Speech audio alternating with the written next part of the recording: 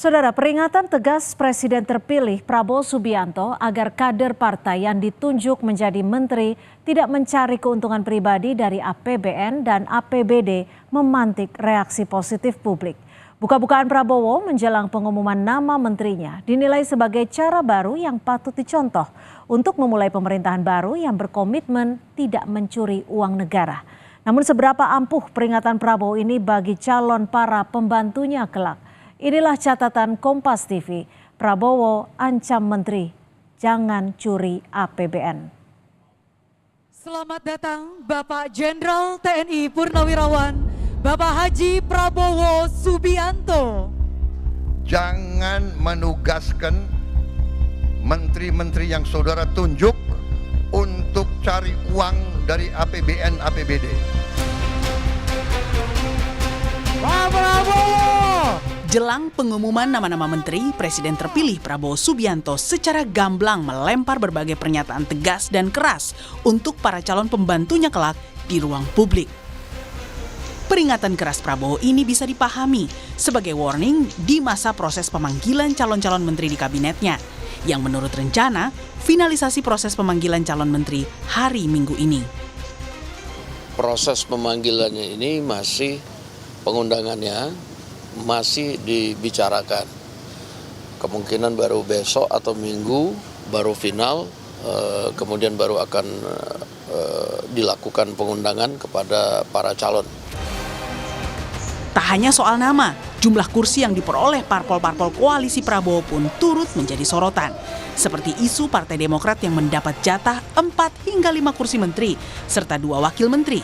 Salah satu kandidatnya adalah AHY yang kini menjabat sebagai Menteri Agraria dan Tata Ruang. Kami belum tahu persis, ya. Kita juga tentunya selain menghormati dan menunggu, karena sejak awal sikap Partai Demokrat terkait penyusunan kabinet, portfolio dan peran di pemerintahan 5 tahun ke depan ini, semua kita serahkan kepada Bapak Presiden terpilih. Selain Demokrat, Partai Golkar juga santer mendapat 7 kursi menteri di kabinet Prabowo Subianto. Merespons hal tersebut, Wakil Ketua Umum Partai Golkar Adis Kadir hanya bisa berucap Alhamdulillah jika itu benar. Nah, saya cuma bisa bilang Alhamdulillah kalau begitu. Saya sebagai kader Golkar sih ya berharap dan berdoa semoga partai kami bisa mendapatkan dan memberikan kontribusi yang cukup baik. Pak Prabowo! Mengantisipasi agar menteri-menterinya kelak yang berasal dari parpol tak main-main dengan uang dari APBN dan APBD. Prabowo pun mengingatkan agar kebutuhan keuangan partai politik lebih baik mencarinya dengan cara yang halal, sehingga uang APBN bisa untuk mendanai berbagai kebutuhan utama bangsa. Setiap institusi, setiap organisasi, setiap partai politik pasti perlu uang, pasti perlu sumber daya. Ini terbuka saja kita. Mari kita kelola kekayaan kita sehingga kita bisa mendukung semua institusi dengan baik. Terang-terangan, kebocoran yang begitu besar harus kita hentikan. Uang inilah yang akan kita kelola untuk mendukung segala kebutuhan kita. Menaikkan gaji-gaji mereka yang perlu dinaikkan. Mendukung semua kebutuhan bangsa kita. Peringatan keras di forum terbuka menurut ICW masih perlu pembuktian dalam tata kelola di lapangan. ICW juga menekankan bantuan dana kepada partai politik harus diperhatikan agar parpol tak lagi mencari bantuan dari pengusaha hitam.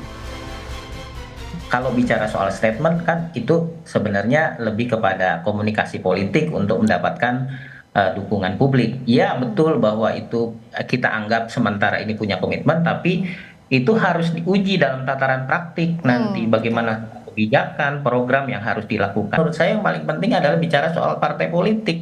Ya, parpolnya.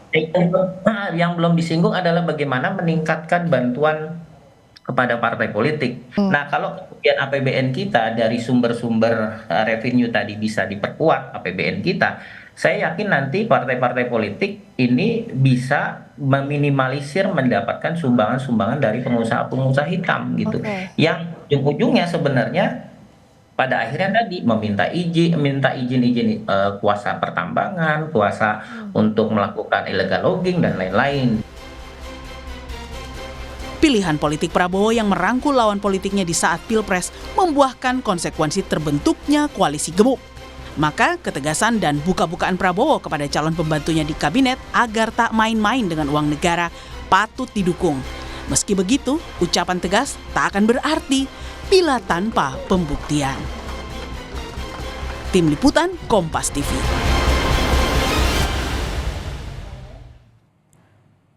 Bukan tanpa sebab Prabowo berani tegas soal penggunaan uang dari APBN dan APBD.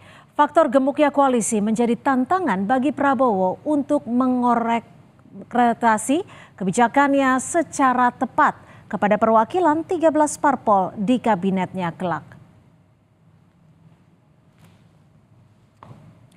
Dan saudara, ada pun 13 parpol yang sudah resmi menyatakan dukungannya pada pemerintahan Prabowo, yakni 9 anggota asli KIM, yaitu Gerindra, Golkar, Demokrat, PAN, PSI, PBB, Gelora, Garuda, dan Partai Prima.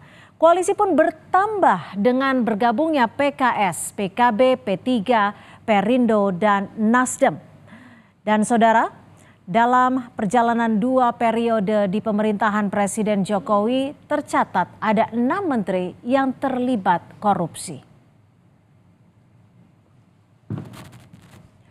Di periode kedua pemerintahannya, ada 6 menteri kabinet Jokowi yang divonis kasus korupsi, yakni Mentan Syahrul Yassin Limpo, lalu mantan Menkominfo Johnny G. Plate, mantan Mensos Juliari Batubara dan juga Idrus Marham, lalu mantan Menpora Imam Nahrawi dan mantan anak buah Prabowo yakni Edi Prabowo yang kala itu menjabat Menteri KKP. Menyadari kabinet yang akan dibentuknya kelak akan sangat besar dengan banyak titipan orang-orang parpol, Prabowo pun memasang kuda-kuda sedari awal untuk mencegah menterinya korup. Prabowo yang tinggal sepekan membuatnya harus bersikap tegas terhadap calon menterinya soal penggunaan uang negara melalui APBN.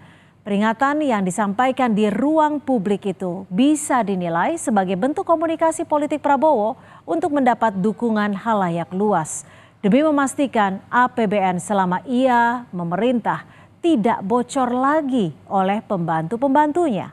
Selain itu, sikap buka-bukaan Prabowo ini sekaligus untuk mengingatkan orang-orang yang di bawahnya langsung untuk jangan coba-coba mengutak-atik APBN yang kerap berpotensi bocor.